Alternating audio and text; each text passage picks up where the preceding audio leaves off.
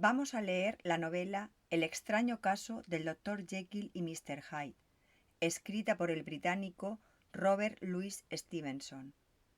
En ella trata el tema de la dualidad de la naturaleza humana. A través de sus protagonistas, el Dr. Jekyll, un científico, y el Dr. Hyde, un criminal, vemos cómo un trastorno psicológico hace que una persona tenga dos identidades totalmente diferentes. Hemos dividido la novela en varias partes. En esta primera parte vamos a leer el capítulo 1. Espero que os guste. Capítulo 1. Historia de la puerta. Utterson, el notario, era un hombre de cara arrugada, jamás iluminada por una sonrisa. De conversación escasa, fría y empachada, retraído en sus sentimientos, era alto, flaco, gris, serio y, sin embargo, de alguna forma amable. En las comidas con los amigos, cuando el vino era de su gusto, sus ojos traslucían algo eminentemente humano.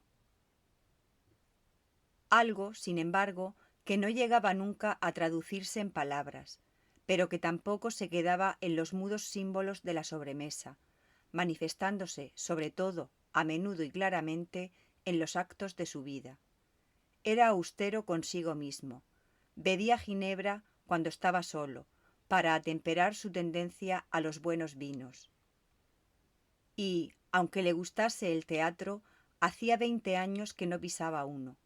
Sin embargo, era de una probada tolerancia con los demás, considerando a veces con estupor, casi con envidia, la fuerte presión de los espíritus vitalistas que los llevaba a alejarse del recto camino.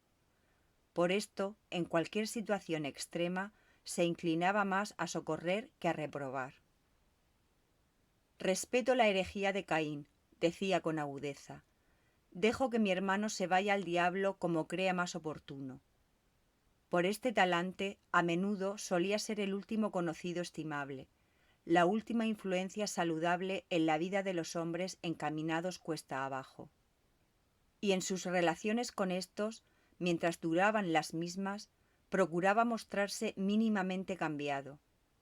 Es verdad que, para un hombre como Utterson, poco expresivo en el mejor sentido, no debía ser difícil comportarse de esta manera.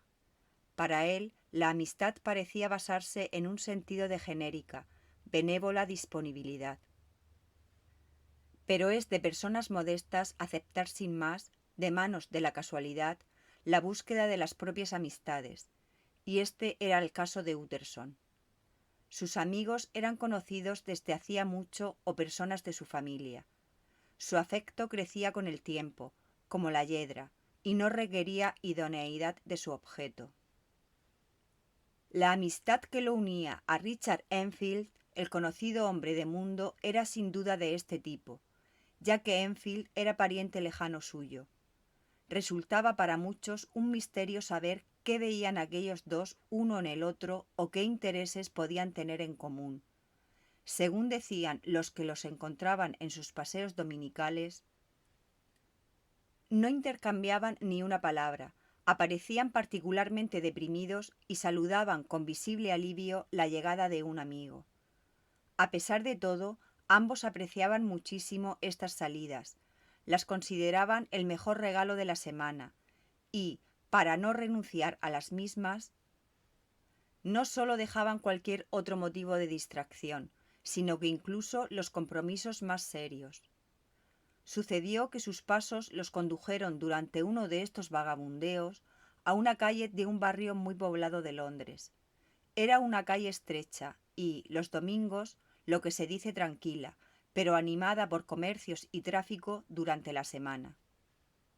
Sus habitantes ganaban bastante, por lo que parecía, y, rivalizando con la esperanza de que les fuera mejor, dedicaban sus excedentes al adorno, coqueta muestra de prosperidad.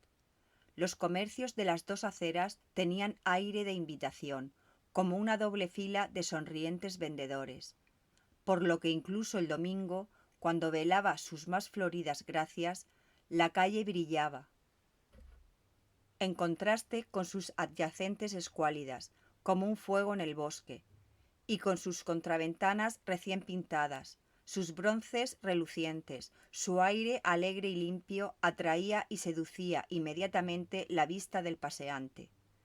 A 2 puertas de una esquina, viniendo del oeste, la línea de casas se interrumpía por la entrada de un amplio patio. Y, justo al lado de esta entrada, un pesado, siniestro edificio sobresalía a la calle su frontón triangular. Aunque fuera de 2 pisos, este edificio no tenía ventanas, solo la puerta de entrada, algo más abajo del nivel de la calle, y una fachada ciega de revoque descolorido. Todo el edificio, por otra parte, tenía las señales de un prolongado y sórdido abandono. La puerta, sin aldaba ni campanilla, estaba rajada y descolorida. Vagabundos encontraban cobijo en su hueco y raspaban fósforos en las hojas. Niños comerciaban en los escalones. El escolar probaba su navaja en las molduras. Y nadie había aparecido, quizás desde hace una generación, a echar a aquellos indeseables visitantes o a arreglar lo estropeado. Enfield y el notario caminaban por el otro lado de la calle, pero cuando llegaron allí delante, el primero levantó el bastón indicando. ¿Os habéis fijado en esa puerta?, preguntó, y añadió a la respuesta afirmativa del otro. Está asociada en mi memoria a una historia muy extraña. «Ah, sí», dijo Utterson con un ligero cambio de voz. «¿Qué historia?» «Bien», dijo Enfield, «así fue. Volvía a casa a pie de un lugar allá en el fin del mundo, hacia las 3 de una negra mañana de invierno, y mi recorrido atravesaba una parte de la ciudad en la que no había más que las farolas. Calle tras calle y ni un alma, todos durmiendo. Calle tras calle, todo encendido como para una procesión y vacío como en una iglesia. Terminé encontrándome, a fuerza de escuchar y volver a escuchar, en ese particular estado de ánimo en el que se empieza a desear vivamente ver a un policía. De repente vi 2 figuras. Una era un hombre de baja estatura, que venía a buen paso y con la cabeza gacha por el fondo de la calle. La otra era una niña, de 8 o 10 años, que llegaba corriendo por una bocacalle. Bien, señor, prosiguió Enfield, fue bastante natural que los 2, en la esquina, se dieran de bruces. Pero aquí viene la parte más horrible. El hombre pisoteó tranquilamente a la niña caída y siguió su camino, dejándola llorando en el suelo. Contado no es nada, pero verlo fue un infierno. No parecía ni siquiera un hombre, sino un vulgar juggernaut. Yo me puse a correr gritando. Agarré al caballero por la solapa y lo llevé donde ya había un grupo de personas alrededor de la niña que gritaba. Él se quedó totalmente indiferente, no opuso la mínima resistencia. Me echó una mirada, pero una mirada tan horrible que helaba la sangre. Las personas que habían acudido eran los familiares de la pequeña, que resultó que le habían mandado a buscar a un médico, y poco después llegó él mismo. Bien, según este último, la niña no se había hecho nada, estaba más bien asustada, por lo que, en resumidas cuentas, todo podría haber terminado ahí si no hubiera tenido lugar una curiosa circunstancia. Yo había aborrecido a mi caballero desde el primer momento, y también la familia de la niña, como es natural, lo había odiado inmediatamente. Pero me impresionó la actitud del médico, o boticario que fuese. Era, explicó Enfield, el clásico tipo estirado, sin color ni edad, con un marcado acento de Edimburgo y la emotividad de un tronco. Pues bien, señor, le sucedió lo mismo que a nosotros. Lo veía palidecer de náusea cada vez que miraba a aquel hombre y temblar por las ganas de matarlo. Yo entendía lo que sentía, como él entendía lo que sentía yo, pero, no siendo el caso de matar a nadie, buscamos otra solución. Habríamos montado tal escándalo, dijimos a nuestro prisionero, que su nombre se difamaría de cabo a rabo de Londres. Si tenía amigos o reputación que perder, lo habría perdido. Mientras nosotros, por otra parte, lo avergonzábamos y lo marcábamos a fuego. Teníamos que controlar a las mujeres que se le echaban encima como arpías. Jamás he visto un círculo de caras más enfurecidas. y él allí en medio, con esa especie de mueca negra y fría. Estaba también asustado, se veía, pero sin sombra de arrepentimiento. Os aseguro, un diablo. Al final nos dijo: pagaré si es lo que queréis. Un caballero paga siempre para evitar el escándalo. Decidme vuestra cantidad. La cantidad fue de 100 esterlinas para la familia de la niña, y en nuestras caras debía haber algo que no presagiaba nada bueno, por lo que él, aunque estuviese claramente quemado, lo aceptó. Ahora había que conseguir el dinero. Pues bien, ¿dónde creéis que nos llevó? Precisamente a esa puerta. Sacó la llave, continuó Enfield, entró y volvió al poco rato con 10 esterlinas en contante y el resto en un cheque. El cheque era del banco Coutts, al portador, y llevaba la firma de una persona que no puedo decir, aunque sea uno de los puntos más singulares de mi historia. De todas las formas se trataba de un nombre muy conocido, que a menudo aparece impreso. Si la cantidad era alta, la firma era una garantía suficiente siempre que fuese auténtica, naturalmente. Me tomé la libertad de comentar a nuestro caballero que toda la historia me parecía apócrifa, porque un hombre, en la vida real, no entra a las 4 de la mañana por la puerta de una bodega para salir unos instantes después con el cheque de otro hombre por valor de casi 100 esterlinas. Pero él, con su mueca impúdica, se quedó perfectamente a sus anchas. No se preocupen, dijo, me quedaré aquí hasta que abran los bancos y cobraré el cheque personalmente. De esta forma nos pusimos en marcha el médico, el padre de la niña, nuestro amigo y yo, y fuimos todos a esperar a mi casa. Por la mañana, después del desayuno, fuimos al banco todos juntos. Presenté yo mismo el cheque, diciendo que tenía razones para sospechar que la firma era falsa. Y, sin embargo, nada de eso. El cheque era auténtico. «Uy, uy», dijo Utterson. «Veo que pensáis igual que yo», dijo Enfield. «Sí, una historia sucia, porque mi hombre era uno con el que nadie querría saber nada, un condenado, mientras que la persona que firmó el cheque es honorable, persona de renombre. Además de ser, esto hace el caso aún más deplorable, una de esas buenas personas que hacen el bien, como suele decirse. Chantaje, supongo. Un hombre honesto obligado a pagar un ojo de la cara por algún desliz de juventud.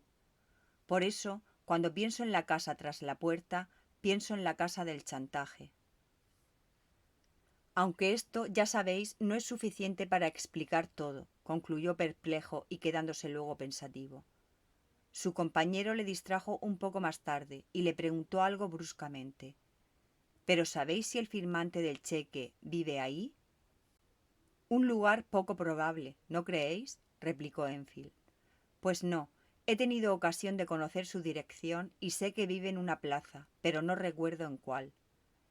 ¿Y no os habéis informado nunca sobre la casa tras la puerta? No, señor, me pareció poco delicado, fue la respuesta.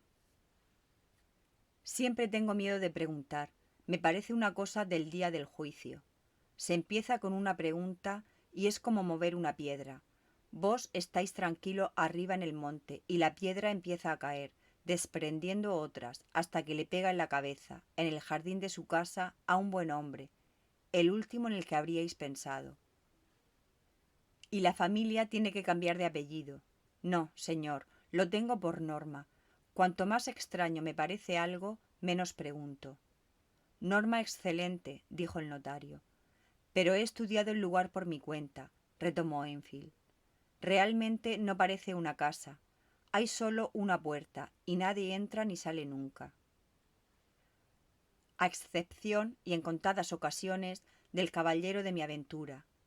Hay 3 ventanas en el piso superior, que dan al patio, ninguna en la primera planta.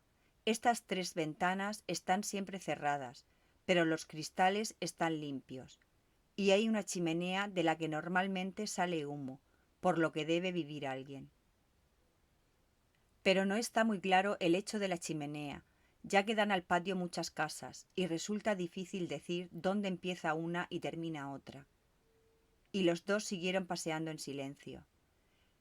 Enfield, dijo Utterson después de un rato, vuestra norma es excelente. Sí, así lo creo, replicó Enfield. Sin embargo, a pesar de todo, continuó el notario, hay algo que me gustaría pediros. Querría saber cómo se llama el hombre que pisoteó a la niña. Bah, dijo Enfield, no veo qué mal hay en decíroslo. El hombre se llamaba Hyde. Uy, hizo Utterson. ¿Y qué aspecto tiene? No es fácil describirlo. Hay algo que no encaja en su aspecto, algo desagradable, algo, sin duda, detestable. No he visto nunca a ningún hombre que me repugnase tanto, pero no sabría decir realmente por qué. Debe ser deforme, en cierto sentido. Se tiene una fuerte sensación de deformidad, aunque luego no se logre poner el dedo en algo concreto. Lo extraño está en su conjunto, más que en los particulares. No, señor, no consigo empezar, no logro describirlo, y no es por falta de memoria, porque, incluso, puedo decir que lo tengo ante mis ojos en este preciso instante.